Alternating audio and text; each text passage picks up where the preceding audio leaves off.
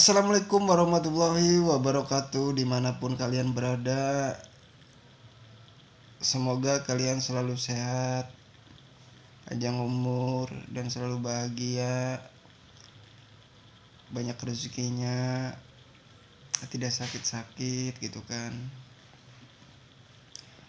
Dan semoga selalu banyak cemilan gitu di rumahnya, amin. Oke guys, jadi aku mohon maaf sekali kepada kalian yang tidak sengaja menonton video saya yang tidak bermanfaat ini guys. Jadi saya minta maaf kepada kalian ya kan. Oke guys, jadi ya seperti biasa saya membuat konten asal-asalan, yaitu sambil tidur-tiduran, dan saya berusaha untuk bisa menghibur kalian semampu saya. Dan di kali ini, aduh gimana ya, saya setiap hari seperti ini guys. Tapi kita jangan pernah berputus asa atas nikmat yang Allah berikan kepada kita. Dan bagi kalian, sebenarnya Allah itu cinta guys kepada kita dan sayang kepada kita. Karena jika tidak sayang, mungkin kita itu sudah diganggu oleh setan yang jahanam dan bisa dicelakakan oleh setan. Jadi maka dari itu Allah Subhanahu wa taala itu begitu sayangnya kepada kita, dia selalu menjaga kita dari setan yang terkutuk, dari mencelakakan setan yang terkutuk kepada kita seorang manusia, ya makhluk manusia gitu. Jadi setan itu hanya bisa menggoda dan membisikkan manusia kepada manusia. Bagi kita yang berwujud manusia, jangan pernah kita itu tidak berdoa kepada Allah Subhanahu wa taala atas keselamatan di setiap kita mau kemanapun. Itu yang paling penting. Kita itu jangan pernah menganggap gitu kan, menganggap kalau kita itu merasa pintar menaik motor jadi tidak akan yang namanya jatuh gitu. Jangan. Apalagi kalian itu mau pergi ke New York ataupun Baghdad dan Nugini dan Arab Saudi. Jangan kalian itu menganggap itu aman. Karena segala sesuatu dari detik ke menit, dari menit ke jam, dan dari jam ke hari, dan hari ke bulan, dan bulan ke tahun, itu Allah selalu melindungi kita. Dan kita bisa kapanpun bisa kecelakaan dimanapun kita berada jika Allah menghendaki gitu guys. Jadi kita itu jangan pernah misalnya kita naik motor, jangan pernah berpikir kalau kita itu pintar menaik motor tidak akan jatuh. Enggak mungkin, pasti bakal jatuh jika Allah menghendaki. Nah maka dari itu kalian harus berdoa gitu kepada Allah Subhanahu wa taala dengan bismillah. Udah cukup itu dengan bismillah juga sebenarnya. Ya misalnya kan lebih bagus lagi ya bismillah al-fatihah atau gimana gitu kan, itu lebih bagus lagi. Itu jika kita bismillah dengan menyebut nama Allah yang Maha Pengasih lagi Maha Penyayang. Nah, Maha Pengasih itu mengasihi, dan melindungi, penyayang itu melindungi. Berarti kita itu dalam perjalanan kemana kita tuju itu dilindungi oleh Allah Subhanahu wa taala guys. Jadi itu, jika kita sudah bismillah, kamu mau nikung berapapun, kamu nikung berapa kilometer per jam pun, misalnya kamu nikung 100 kilometer per jam gitu, itu insya Allah tidak akan apa-apa gitu kan, kalau jika sudah berbismillah gitu. Itu sangat bermanfaat sekali menurut saya. Jika kita selalu bertawakal kepada Allah, itu insya Allah akan menolong kita. Misalkan gini, kadang-kadang kita itu seorang manusia, walaupun kita sudah berhati-hati, walaupun kita sudah merasa pintar, udah pede, dan mungkin kita itu aman gitu kan, ya kan. Nah, yang namanya kecelakaan itu walaupun kita aman ya, walaupun kita aman, tapi kan kita tidak tahu kalau ada orang yang kagok atau gimana gitu kan, atau yang tidak kontrol berkendaranya, akhirnya menabrak kita atau gimana, kan itu tidak tidak tidak tidak kuasa kita gitu kan, tidak kuasa kita. Walaupun kita berkendara itu sangat pintar, itu tidak kuasa sama sekali. Kita tidak bisa menghindarinya pas itu bisa aja terjadi kan ya, misalkan kita dalam perjalanan dan lain sebagainya gitu kan, misalnya dalam perjalanan kapal dan lain sebagainya, kita tidak kuasa untuk bisa selamat gitu. Nah itu, jika kita sudah bismillah dan bertawakal kepada Allah, insya Allah diselamatin sebelum hal itu terjadi juga.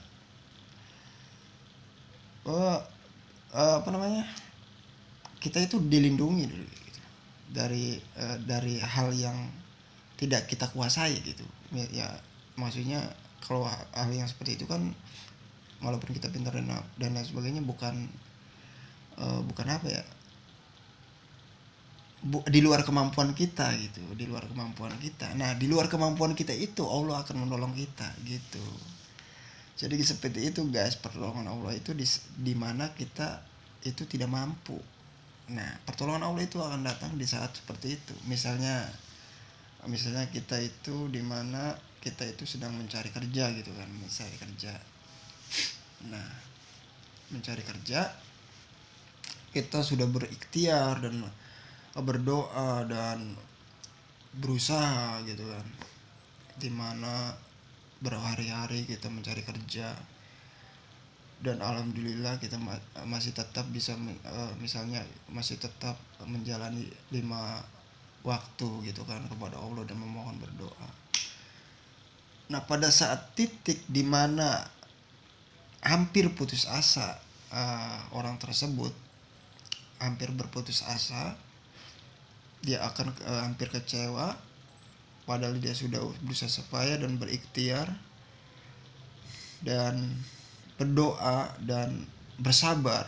Akhirnya dia itu harus bagaimana lagi gitu kan, harus bagaimana lagi, sedangkan kemampuan kita itu sampai di sini gitu, sudah berikhtiar dan udah beberapa hari kita berdoa dan bekerja berusaha. Akhirnya di saat itulah Allah akan menolong kita, di saat itulah benar, karena saya sudah merasakan sendiri guys, dimana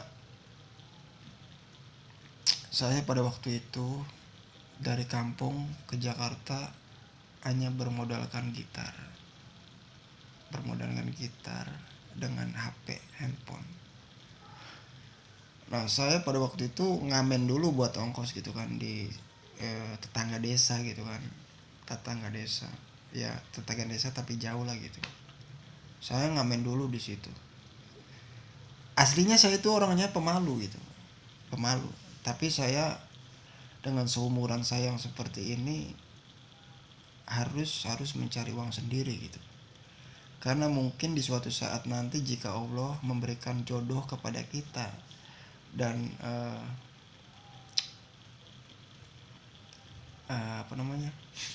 memilih kita sebagai kepala rumah tangga di salah satu keluarga gitu kan, kita itu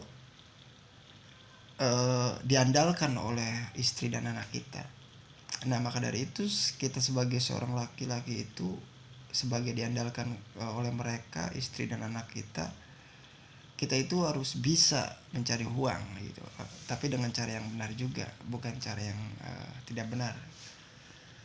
Nah, pada saat itu saya ngamen guys untuk bisa pergi ke Jakarta gitu kan. Nah, pada saat itu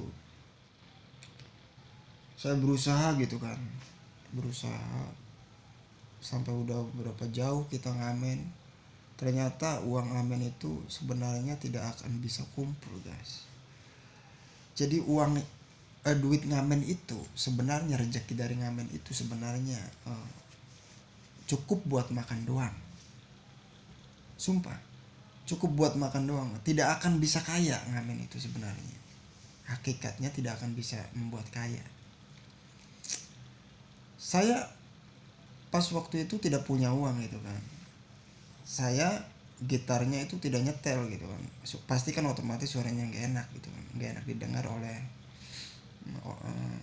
warga gitu yang mau diamenin gitu, oleh ya toko atau ada orang, ya oleh orang lah gitu ya. Tapi selalu dikasih gitu pas itu, karena posisi saya tidak punya uang sama sekali, karena jika tidak dikasih mungkin saya tidak bisa makan gitu ya pas itu, pada saat itu gitu. 2000 mipil 1500 1000 2000. Nah pada saat sudah 40.000 lebih gitu kan ya, susah tuh. Maaf Jemas, banyak yang maaf gitu kan. Pada akhirnya saya lapar dan makan. Pada saat itu makan gitu kan. Udah makan, ngamen lagi, dikasih 500. Banyak maafnya gitu kan, daripada ngasih banyak maafnya, sampai saya capek gitu kan. Capeknya tidur di masjid pada saat itu, di masjid nungguin besok. Saya harapan saya ya kan, harapan saya itu bisa buat ongkos gitu secepatnya untuk bisa pergi ke Jakarta, dan saya ngamen di Jakarta.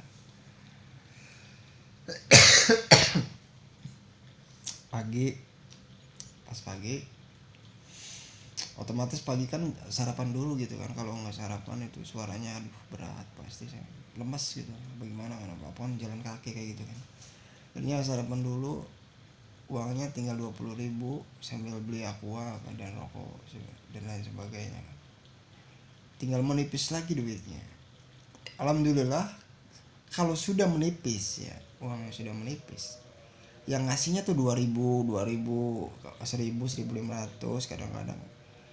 Kayak saya suka banget kalau anak muda yang ngasihnya gitu cepet gitu kan, kasihan mungkin dia sama saya.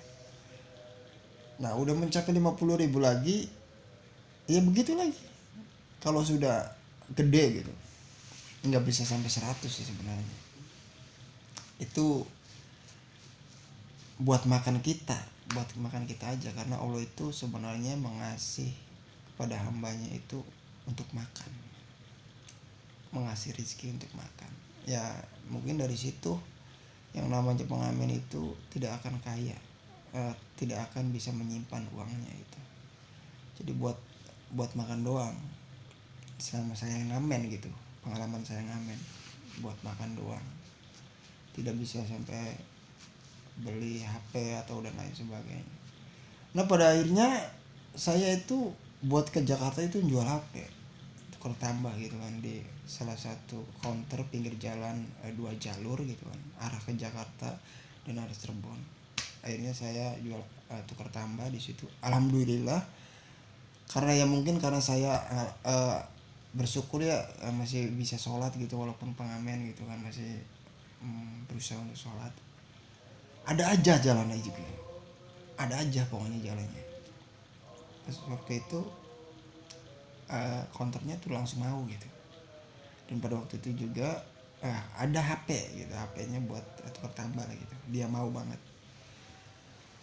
Nah tukar tambah ya, akhirnya saya pergi ke Jakarta gitu kan,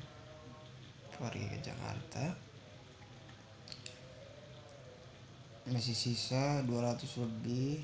Di situ saya buat di Jakarta jajan di situ. Pokoknya panjang guys, jadi sampai di sini aja ya. Ntar cerita saya ini dilanjutin tentang pengalaman saya mengamen di Jakarta, dari kampung ke Jakarta dan sampai saat ini. Oke guys, bagi kalian yang mendukung channel saya yang tidak berguna ini, tolong jangan lupa subscribe, karena bagi kalian yang subscribe itu sama dengan sedekah gitu kan, sama dengan kalian itu memberikan kepada saya berupa uang, sama aja sebenarnya, tapi dengan berbentuk subscribe. Sedangkan subscribe itu mungkin misalnya diperhitungkan dengan data, mungkin berapa data gitu, berapa KB gitu kan. Jadi Jadi apa susahnya gitu subscribe kan, apalagi kalian kasihan sama saya, insya Allah kalian itu diberi ganti dengan yang lebih baik daripada subscribe. Oke guys, jadi jangan lupa selalu sehat dan selalu berdoa untuk kesehatan gitu guys.